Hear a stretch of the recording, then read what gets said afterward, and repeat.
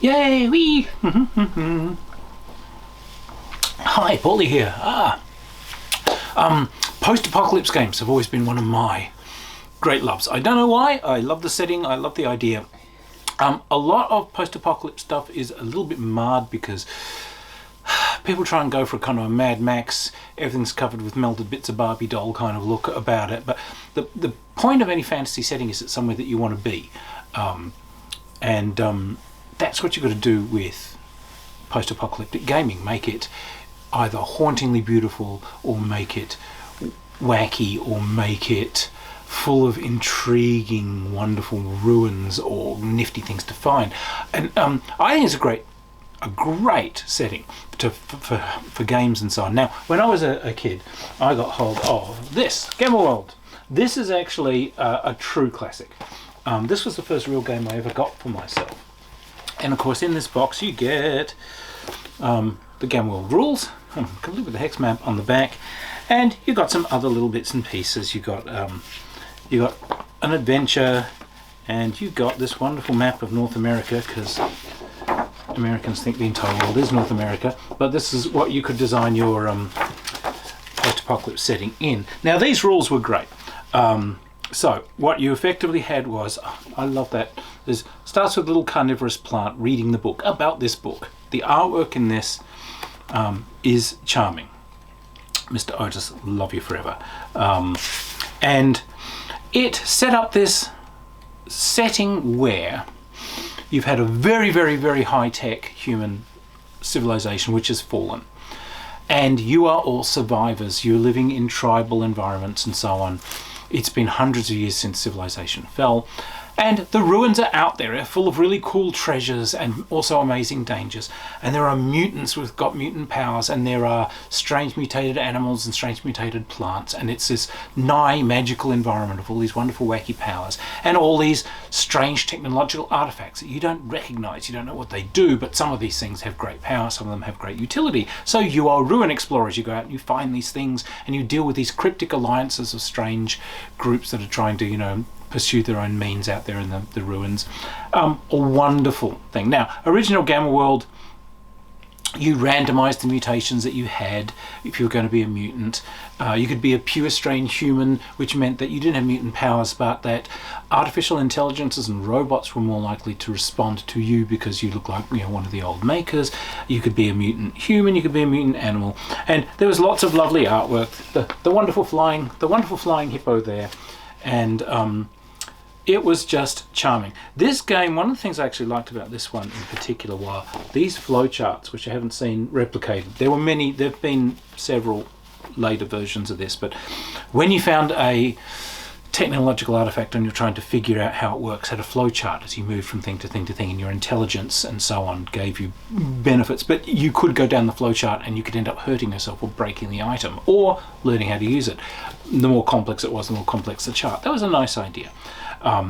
So some of the greatest games I ever had with this. The fun of it was that people are exploring and you can explain what they see, but they don't know what they're seeing. So my wonderful friend Damien, they explored these ruins, and these were essentially old office buildings and so on, but they don't know about it. And I open a door and there's a very small room, and there's this small white pedestal. It's only about that high, and it's like cup-shaped. It's empty in the middle. It's got like a rim around it. Oh, and there's also behind it, there's a couple of sort of buttons mounted on the wall. So they all peer in at what I'm describing as basically a toilet that essentially uses kind of a frictionless lining rather than water, and a blast of air to send things on its way. But they're staring down and saying, wait, hang on, we saw something like this in one of the other buildings.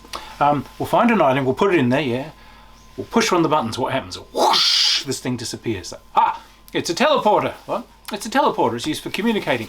The other ones are receivers. Let's go to one of the other buildings. Okay, we found one of those. All right, we're looking. The item we sent down, has it appeared there? No? Of course it hasn't. Oh, I get it. So, yeah, okay. Yeah, here we go.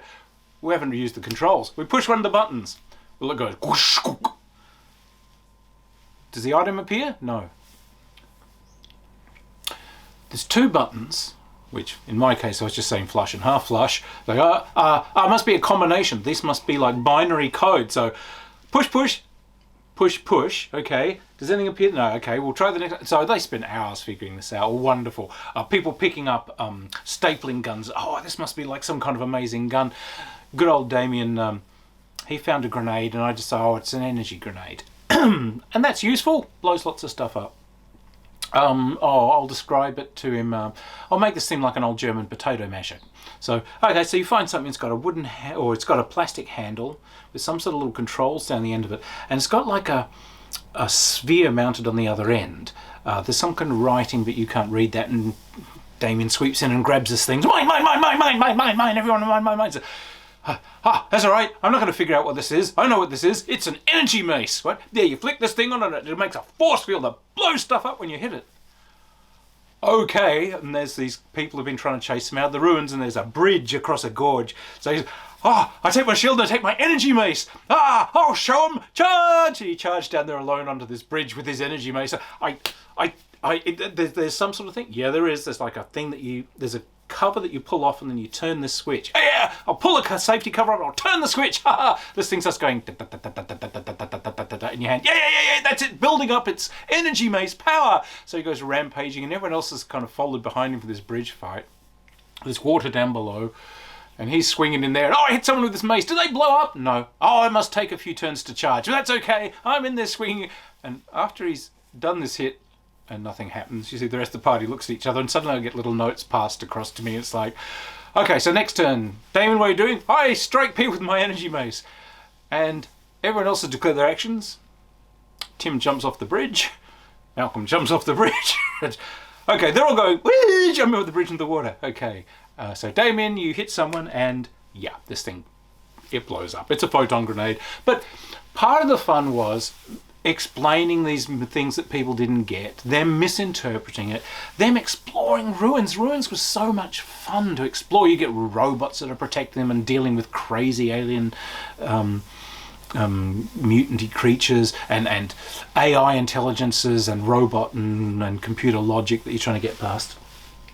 So I've done some novels based on this. Oh look, my friend Kalahari sent me the cover to my Gene Storm novel, which is so nice of him. So, a long-going thing that I've loved. So, did a review of Dungeon Crawl Classics a while ago. Dungeon Crawl Classics decided that they were going to seize on this wonderful, crazy genre, and they do Mutant Crawl Classics. And that's what they've done. And here it is, Mutant Crawl Classics.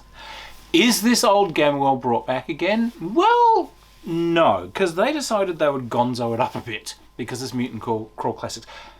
However, brilliant game in its own. And what they've done is they've taken that whole game world idea. This has been a very, very, very high-tech world, which has fallen. You're out there living in tribes.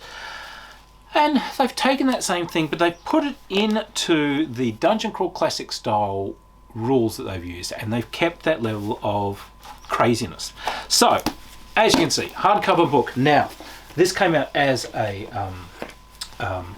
Kickstarter a while back. So, judge screen, which has got, the expected things in it, and a whole bunch of pre-done adventures that they've done for these. There's a swath of just these wonderful adventures, and these are really good. These are really well done. So, the rules. So what they've done is, it keeps a very D&D-esque style role for characters. You are generating different classes. However, the classes that they've got in this include things like shamans and mutants, and as well as scouts and warriors, sentinels. What have we got? They've manimal, I like that. So, an animal thing. A plantient, a sentient plant, which is good. Mutants, mutant humans. Rovers, which are kind of your explorers and so on. Healers, sentinels. You got rogues. You've got. So it's a nice slew of things. So they brought in more character classes since they good old Game World had. Now, you roll on. They've kept some of that random charts idea, so that what you do is you can generate some extra little bits and pieces. You get like birth signs and so on for your characters, and you can get little bits of extra color. You can also randomize what kind, if you're a manimal, one of these mutant animals, you can randomize what kind of animal or plant that you've come from, and these give you some little bits and pieces. You're going to go up levels and so on, the way you do in D&D. You're going to get extra hit points and so on, and extra bonuses to your saving throws against your reflexes and your wit and so on, exactly the way you do in Dungeons and Dragons. Okay, so great stuff. However, these extra kind of little classes they brought in, Shaman, I like that. Shamans, they're not talking to gods, they're hooking into some kind of AI computer, which tells them things and gives them things. So you consult the Oracle every now and then, and you've got these wacky things that you can talk to.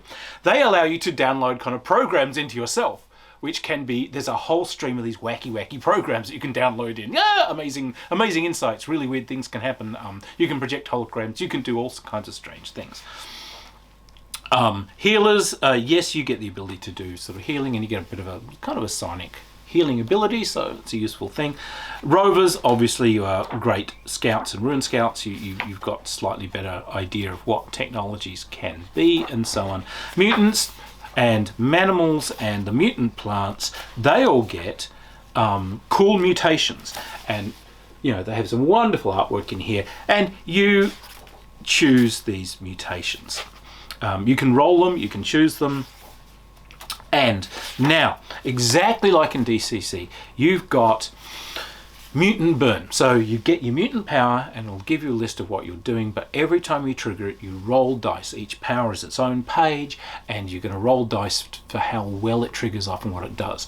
You can do mutant burn, characteristic burn, sacrificing characteristic points as you're kind of putting your own life energy into making these powers trigger at higher and higher levels, so you can kind of drain your character down for way bigger results. So okay, resource management and some amazing wacky stuff there. You get defects, of course. You can get you can take extra mutations, but if so, you're choosing some defective ones as well. So you can have some weird stuff going where you have attractant sense and things like that that'll make things home in on you. So I like that mechanism. It makes things not so predictable. It makes things not so sort of staid and stolid. Say it's original Gamma World. You've got to think about your powers a bit, and they might not always come out the way you thought. The Shaman Power is kind of crazy because you've got these different patrons that you can choose, and just like being a sorcerer in the fantasy rules, Dungeon Crawl Classics, these patrons each represent something. These are old AIs that have been left running. Some of them might be, hey, entertainment AIs. Some of them might be sort of secret CIA ones. Some of them might be take over the whole world ones. Some of these are sort of ecological manager ones. So, you're a shaman that's really into like helping the world heal and whatever. But they've all got their own kind of wackiness. They've all got their own crazy bits and pieces. These are all great things that you can channel. They've got lists of cool equipment and cool things that you can find out there in the ruins, and how they work. You've got a list of very cool they call them Arcane Alignments, and they're basically different cabals and different groups that are out there working for things. So these are foes or opponents or groups and alliances you can deal with, who are all wacky and strange. All of your artificial things, you can actually be artificial creatures. You can be robots and so on if you wish. And so just like DCC, this thing also starts you off as a 0 level character, and it's got that same crush where you take a bunch of these characters and you put them into an adventure designed for 0 level characters. Very few hit points, very, very few resources. So you've got charts where you randomize what that person's role is in their tribe, what resources they've got. And this is where, the freeway subsided and some kind of cool caverns under there. Off you go. Or the tribe's decided that, it's some kind of weird-ass adulthood ceremony. You all have to go out and survive in the wilderness for 10 days. Whatever. You put into this situation where you guys have to run under no resources, frenetically running around dangerous and absolutely ridiculous things, and in you go. And some of these characters will get killed, and some of them will come out, and they'll be the ones you run. So you might not just be running one character. You might have a few survive. And again, just like in DCC, the ones that come out might not be the ones that had all the really cool high rolls, but they'll be the ones that have got the story, because they did the wacky things with these minimal resources. Again, it's like, well, what have you got? Well, I'm a berry picker, I've got baskets, I've got berries, and well, we're being stalked by something invisible. Right, I'm going to throw berries all over the ground, and we'll use those to see if this thing's leaving footprints. You know, you've got all these kind of little resources that you're using, and so these guys have got the story. So, look, if you wanted to play good old style Gamworld again, it was actually essentially reprinted by Goblinoid Games. They did a thing called Mutant Futures. You can go to the Goblinoid Games site and you can get it. It is essentially Gamworld, however it brings in some more creatures and different creatures. I do like that they've got these gamma goats, these horrible sort of spider goats that run around and eating things, and they've become a bit of a tongue-in-cheek ongoing joke. So this game, you'll find those damn gamma goats in here again. They're sort of the continuity. Gamworld itself, first edition, is of course up on drive-thru. Beautiful game. So you can still get that and play it. If you wanted to do Gamworld but with a wackier, more crazy sort of energy to it, with mutant powers that are unpredictable, and with these strange kind of AI presences as these sort of, you know, gods in the area that are going to unleash wacky directives and give strange orders to shamans and unleash strange powers, I'd suggest try giving Mutant Crawl Classics a go. It does use those crazy damn dice that the DCC people insist on. They've got all their D5s and D14s and D16s, but they actually intrude very little into this system. I don't really see them in here much, except for a couple of rolls on tables, which you can just, you know, fudge by taking a D20 and ignoring anything that rolls over. So they're not as intrusive into this system as they were into Dungeon Crawl Classics. This is full of crazy energy. The artwork all through this, by the way, there are tons of artwork that is homages to classic Gamworld artwork. So the flying hippopotamus and the plant reading the book and so on, as you look through these things, they're all in there. And again, often with something going wrong in the background. This has been done by real gamers who wanted to do something fun and full of energy. So give it a shot. If I was going to run post-apocalypse stuff at the moment for a happy-go-lucky group of crazies, definitely this would be my choice.